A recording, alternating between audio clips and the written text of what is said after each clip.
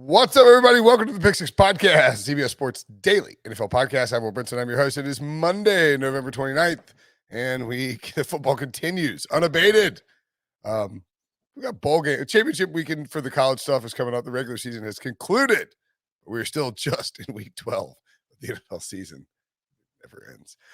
Washington and Seattle play a football game this evening on ESPN. The Seahawks are headed to the East Coast to try and break a bit of a skid here where they have struggled mightily. Russell Wilson coming back from his hand injury has not been very good. Joining me to break it all down, the one, the only, Tyler Sullivan. Sully, what's up, buddy? What's going on, Will? How you doing? I am going along. You're getting there. Yeah, I'm getting there. I'm going to try and get some sleep at some point this week. You can watch us. You can see my tired, sorry face on YouTube, youtube.com/pick6. Of course, subscribe and hit the like button if you're watching. Tell us what your best bet for this game is. We'll be recapping this game after it happens. We recap all primetime games Monday night, Thursday night, Sunday night, 1 p.m. on Thursdays. Now that Thanksgiving's over, is our pick show, and 1 p.m. on Tuesday is our mock draft show. Plus, today is the final day to get 25% off all products in the Pick Six store. Use a QR code in the top right corner. It's over my left shoulder. Also, go to store.cbsports.com if you want to get a very soft hoodie. Sorry, we have to get you a hoodie on the house for all your. Ooh, I like that. All right. That's like the comp. I do have the Pick Six beer mug, so that is. Oh, you do? Oh yeah. So did you get sent that or did you buy it? No, I bought it. Okay. I'm a company man. Come on now. It's ridiculous. I mean, I'm not saying everyone should get free stuff, but like you should for your, like, you've got enough service time in where you should get a free Pick Six hoodie. It's very soft and comfortable. I love mine.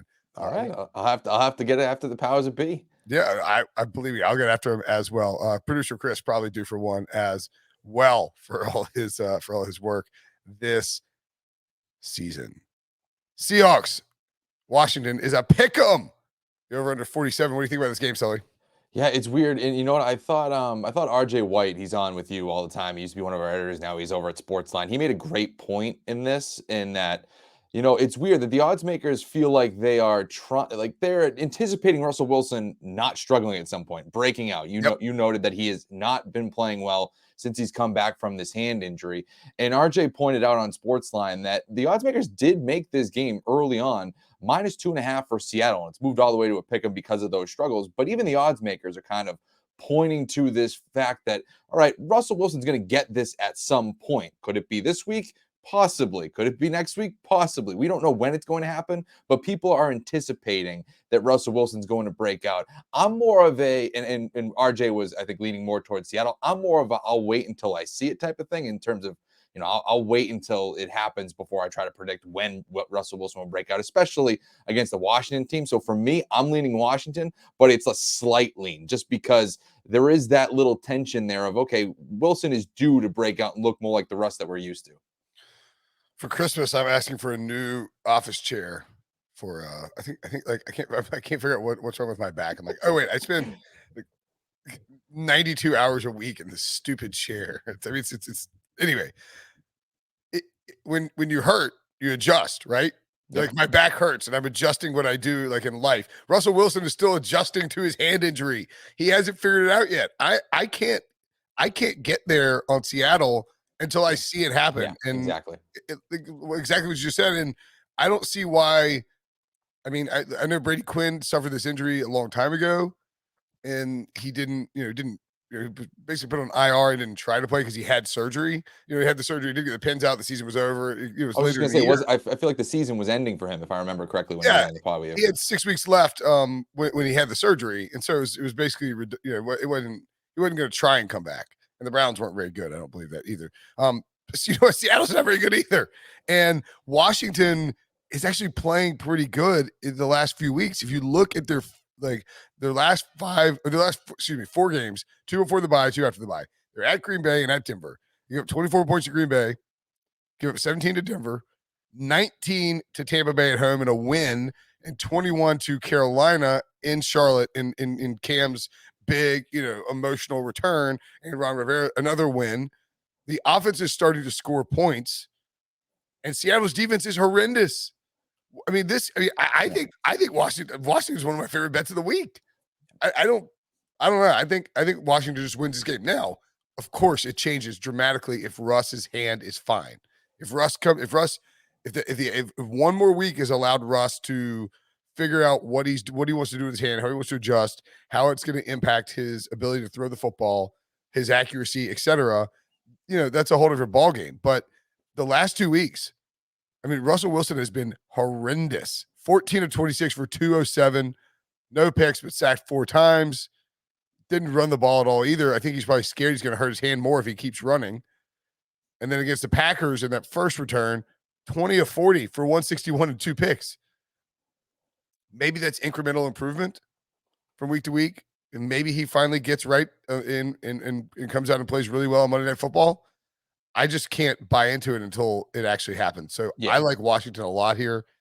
I would probably lean towards the under, but it's the same sort of deal, right? Like it's the same exact thing, right? I mean, if you are thinking that Seattle's going to come back and Russell Wilson's going to be Russell Wilson, well, then you probably want to take the over because this thing's going to turn into a shootout with Taylor Heineke on the other side. Like you kind of have those things are very much connected. And I'm right there with you. Like I just think it's a great point that what RJ pointed out, where it's like it did open at Seattle -2.5. The odds makers are pointing to this could happen at some point, but I just have a hard time of really figuring that out or when it's actually going to be. I want to see it from Russell Wilson before I can start, just throwing darts and saying, yeah, it might be this week against Washington, especially because Heineke's been very good. I mean, you're talking about the last 4 weeks post-bye, he's completing 77.8% of his passes. I mean, he's been playing really well as of late. And look, I mean, 4-6 is not where you want to be as a football team. Nobody tell you they want to be 4-6, but you get a 5-6 and you are same record as Minnesota and right there in the playoff race. And I understand Seattle's 3-7, they get 4-7. They're sort of similar situation to a degree. I think that the spread is so low that the way I would bet this is I would wait until probably about 8:00. And I would look and see. I'm watching. You need to be watching the Monday night. Like if you really, you can do whatever you want. You can bet on whatever you want. But like if you want to try and maximize your value here in terms of the point spread, it's not going to shoot up to 3 on either side. Yeah. So watch Monday night. Watch the countdown. Hear what Schefter's going to have something. It's in Washington. He knows a ton of people there. They're not far from it. They're going to be. They're gonna see Russell Wilson on the field. They're gonna see him warming up. They're gonna hear things from the Washington training staff. Listen to figure out what's going on with that before we make our decision about which way we want to go. And if we see this thing drop precipitously in terms of the total over the course of the day, then maybe that's a hint that Russ is not good, or et cetera. I would if Russ was good, I would pass on the bet, and I would just take the over, I think, in this spot. Yeah, and the other thing you got to look out for here, too, is it looks like Washington might be getting back some key pieces this week. Curtis Samuels is and Logan Thomas are both expected to play, so keep an eye on that, too, because that obviously will, I would assume, affect the lines even a little bit. Just looking at the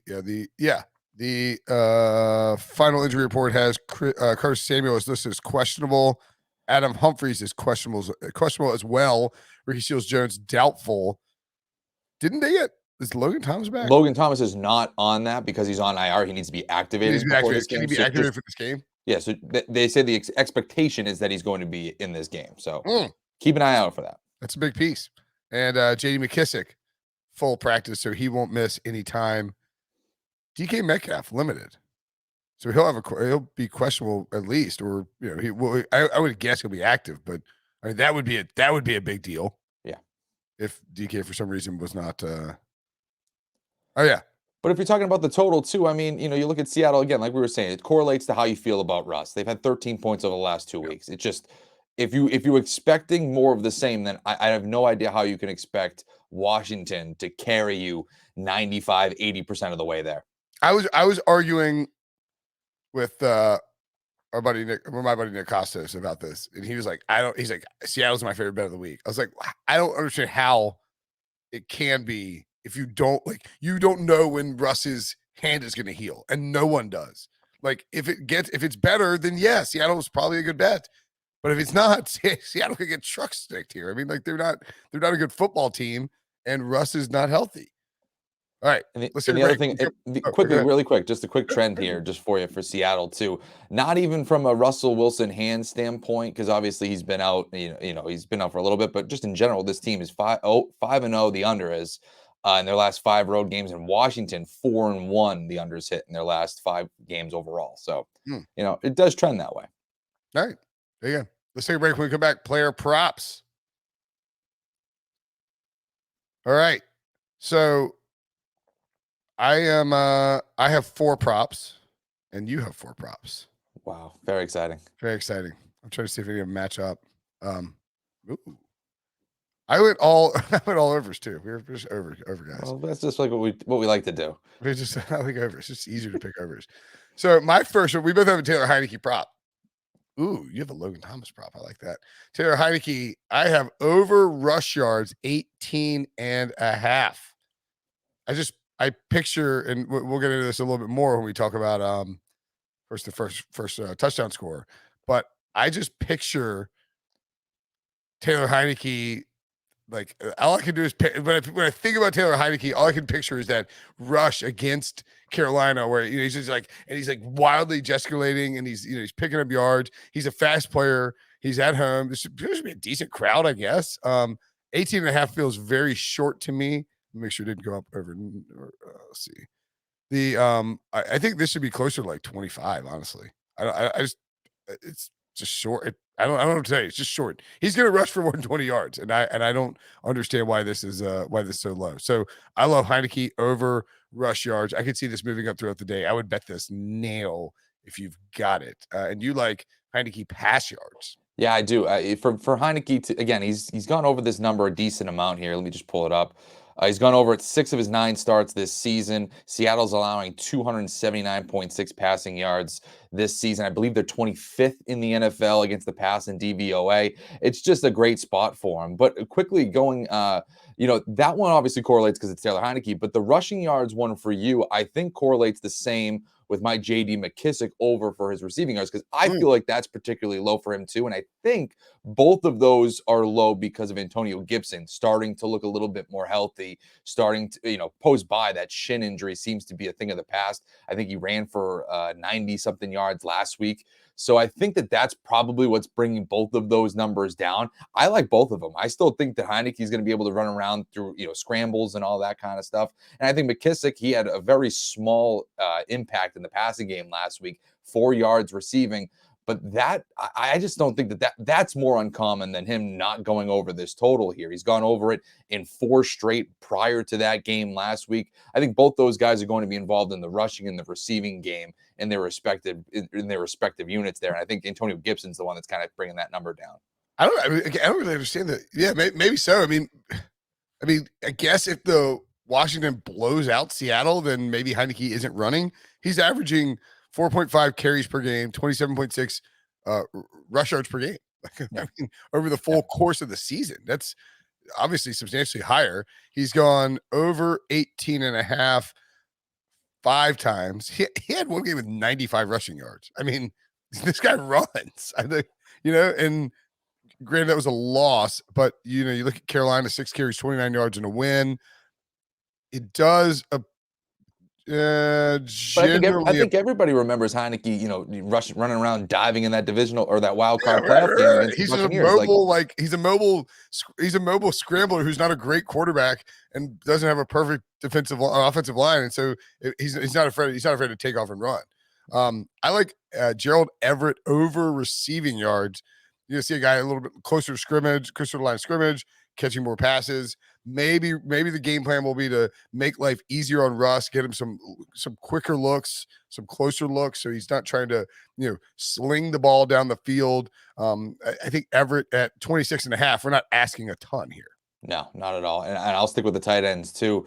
Logan Thomas for me, if he plays, obviously pay attention to that. Make sure he's activated off of IR before you make any sort of bet here. But the fact that he's even on these props would trend to a more positive direction for him. Over 30 and a half receiving yards. The 2 times he's gone over it this season in the full games that he's played, Taylor Heineke's been his quarterback. The only other time he didn't do it was back in week 1, where he wasn't the starting quarterback. It was Ryan Fitzpatrick. So, that to me, I just think he's a guy that's clearly a weapon in this offense. And Seattle hasn't been playing well against tight ends this year. I mean, just look at last week. Zach Ertz, 88 yards. I think it was 2 touchdowns or maybe 1 touchdown.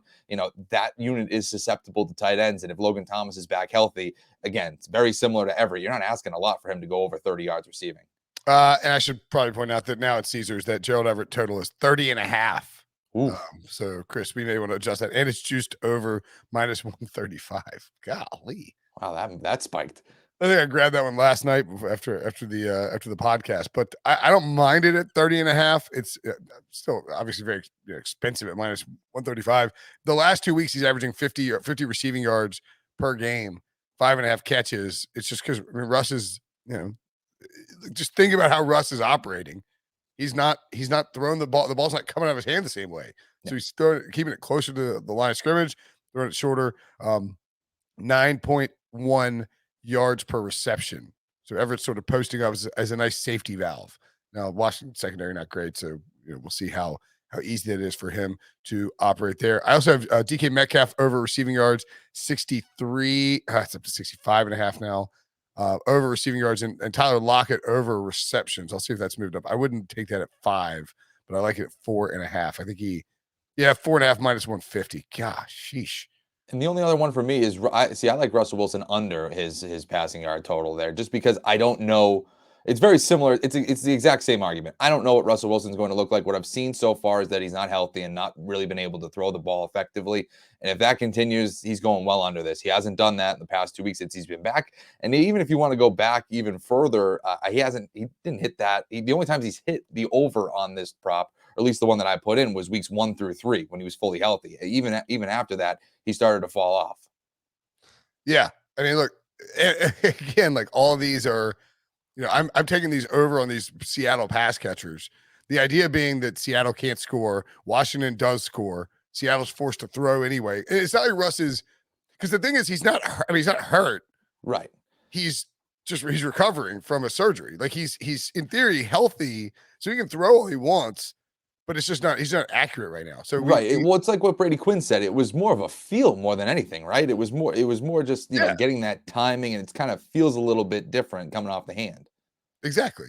Yeah. So given that, I think it makes, I like the under on the passing yards, and with that DK and the Lockett over, like I guess, and Everett over, I guess you could think that it doesn't match up with Russ under passing yards.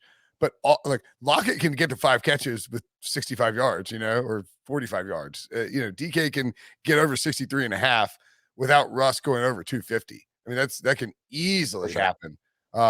So we're a team that's going to have to throw a bunch because they're just not good right now. And the other thing, if Russ is getting better, I feel fine with my props, but I agree on the under of his total passing yards. I sort of think should probably be closer to like 240, 235 maybe. He shouldn't be higher than Heineke unless the Washington's just going to run the ball down their throats. All right, first touchdown scorers. It's not a pretty slate. I said the QBs and the tight ends, and I think you agree. Yep. Russell Wilson 23-1. I sort of wonder if they're, would they be, should they be doing more designed run stuff? Do they know what they're doing? I mean, should they, he's got, let's see, what does he have? 7 carries for 34 yards in his 2 games since returning from surgery. He hasn't run a ton. He ran more against Green Bay. I could just kind of see him pulling the ball and trying to sneak around the corner if they get close to the end zone and Washington stacking the box, because they don't want to risk him throwing it into a tight window and it being picked off or popped up in the end zone or something like that. I like 23-1, and Heineke, as we mentioned, clearly a runner. 21-1 is a perfectly fine price. Right. I almost wonder if they get into that area, very similar to what you're saying with Russ, does he trust his legs a little bit more than his arm at the moment? Does he try to say, all right, or does he not trust his hands and he wants to use his legs? Right. Exactly. Yeah. And so, I think both those guys have great value. I don't mind JD McKissick, 12-1. You're getting into that red area. He's somebody that is obviously going to be a factor in the passing game. So, he's someone that I think if you want to get a little bit of value there. Maybe he's somebody to pay attention to. The only other one I'll bring up, and it's a Hail Mary prop. I figured I'd put it in to the touchdown one, is Antonio Gibson. 2 or more touchdowns this week. That's plus 575. That one I think is a little bit interesting. He's done that twice already this year. And Seattle, they've actually been giving up multiple touchdowns to backs throughout the season. I think the most recent one was A.J. Dillon. Even though he didn't have an efficient night against them, he had 2 touchdowns against them a few weeks ago. So to me, Antonio Gibson getting a little bit healthier, I don't know. That one I want to sprinkle nothing crazy on, but just to maybe just highlight it here a little bit too. I like it. Gibson, I mean, Gibson, this could be a Gibson game. Yeah.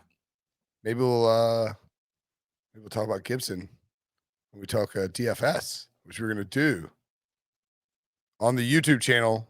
It's exclusive. So if you're listening to the podcast, thanks for listening. We'll see you guys later. If you are watching on YouTube and you want to see the DFS, stick around and we will do that right now. Gibson. Antonio Gibson, mentioned him. Very good captain possibility, I think. Russell Wilson is the top captain at 16.5. I actually think Russell will probably be low owned because of the hand thing and the price. Terry McLaurin, 15.9. Tyler Lockett, 15.3. Taylor Heineke, disrespectful, 14.7. DK Metcalf, 13.2. Antonio Gibson, 12.9. J.D. McKissick, 10.8. Alex Collins, 9.9. Gerald Everett. Now, this is just sloppy. This is a sloppy showdown slate. 9-3 for Gerald Everett. Then Ryan Fitzpatrick, Keenan Allen. Kyle Allen, excuse me. Geno Smith, the quarterbacks, etc. We get down to DeAndre Carter at 5.6. DJ Dallas below that. Curtis Samuel coming back. Logan Thomas, both priced up at 7.5 and 7.2. They anticipate they will return. Then you have the defenses and the kickers. There should be plenty of dart throws down at the bottom here, but let's start. Who do you like at your captain spot, Sully? Well, I think my 2 favorite captains are Heineke and Gibson. If you like Washington in this game like I do, those guys are going to see the bulk of the touches. So you can kind of go either way there. I would probably lean a little bit more towards Gibson. I mean, if I'm predicting, I'm interested in the prop that he could maybe get 2 touchdowns in this game, I don't know how I can shy away from that if I do think that's going to happen. Yeah, and if you go Gibson, and look, we're probably chalky here too. You're getting a quarterback at 14.7, so you're getting almost a $2,000 discount on Russ down to Heineke. I sort of, the quarterbacks that score so much in these spots, but Gibson is a pretty good pass catcher. I mean, I lean towards Gibson. Let's build a Gibson lineup. Cool. And I mean, are we fading Russ here? What do you think? No, I think you can. Well, I have one where you can have a 3-3. I don't know how great that's going to look, but you can have a 3-3 with both quarterbacks and Gibson as your captain. I do think if you are, depending on how you build this, one of the things you have to really consider is if you are building a Seahawks roll or Seahawks have lead, you need to have J.D. McKissick, and if you're building a Washington has lead, you need to have Antonio Gibson, because that they're gonna run the ball or pass the ball short to running backs, and it's going to depend largely on who is it. Like what the game script is will depend how the running back snaps play out in this game. Yep, that's totally how it's how it's gone pretty much all year for them. I'm a little curious to see now that Gibson's more healthy. I mean, obviously that shin injury really helped things for J.D. McKissick. Now that he's seemingly back to full form, that does change things a little bit. But I totally agree on premise. Yes, if Seattle is starting to roll here, then you're going to see a lot of those Gibson lineups really fall out of favor pretty quickly. Yep, for sure. All right, let's see if we go Gibson as captain. I think, am I missing something, or don't we want Alex Collins in there as well, just because of how Pete Carroll operates? Yeah, that's true. Yeah, that's true. They're going to throw Alex Collins in there. So just the running backs. And so for me, it's sort of like, do you want to go? I mean, I want Terry McLaurin in there for sure. Okay. So that sounds more like a fade Russ. Yes. Well, you build your line first. So take Alex Collins out. Don't listen to me. Let's build Sully's line. What am I doing? Well, see, the one that I was looking at with Gibson was you can have both This is one where you can have both quarterbacks and Gibson as your captain. So let's throw in Wilson and McLaurin and Heineke. Yep. And then you could if you want, it depends on how you really want to stack it. For me, I'm really paying attention to Logan Thomas just because I think he's such a great weapon for, when he's fully healthy for Heineke. He's gone to him. It just makes a ton of sense. Loves him in the red zone. Yep. And so he's somebody that I've been paying attention to. He's 4'8". So it's not like it's a crazy number that you're trying to fit him into your lineup. And that gives you some flexibility to throw in either, a DK Metcalf or a Tyler Lockett, in the sense of, all right, Seattle's trailing. They're giving the ball to Antonio Gibson a ton. Russell Wilson's trying to throw it all over the field. And Metcalf's his go-to weapon there. Again, that's if you play that out. And then you can come back with Freddie Swain. And that kind of rounds out your lineup there as another pass catcher for us. I like it. I mean, I'm sort of thinking I'm sort of looking at this game and thinking, man, this could be just an ugly. I mean, you think about games at the FedEx Field; they're so gross. It doesn't feel like this is gonna be a shootout. Let's see, is it Washington weather? Should probably look up. Yeah, it's gonna be. Won't be windy by this evening. It's windy right now. It's cold. It's gross. Sloppy field. Ugh. So I mean, I like that lineup. That's banking on a lot of offense. Yeah, that's an over lineup. Yeah, it's an over lineup for sure. All right, let's leave you clear it out, and then we go Gibson as captain again. See, let's build an under lineup. So we got Gibson, Alex Collins. Yeah, right there. We're gonna have Terry McLaurin and DK Metcalf. And then we're going to go Joey Sly. I'm basically going to plug in 2 kickers here. Joey Sly and Jason Myers. At least a ton on the table. I'm worried that the defenses don't. Oh, geez, I lose like three game on the table. But basically, it's like these teams are going to run the ball. The quarterbacks aren't going to do much. Everything's going to be funneled to the top 2 pass catchers, and these teams will both settle for field goals, which I think is entirely possible and likely. Yeah. And I don't even mind fading the defenses here too, because you got both quarterbacks that have been turnover free. Even when we're talking about Russ struggling, it's not, I mean, he did have those interceptions against Green Bay, but relatively he has been a very, strong protector of the quarterback. I think if I remember correctly, if it's does he throw an interception in this game? That was plus money. Yeah, so, Russ doesn't turn the ball over much. Yeah. So and Heineke hasn't thrown an interception over this 2-game winning streak for Washington either. So, you can see a path where this obviously goes under, but the defenses aren't in the optimal for sure. Yeah, I agree completely.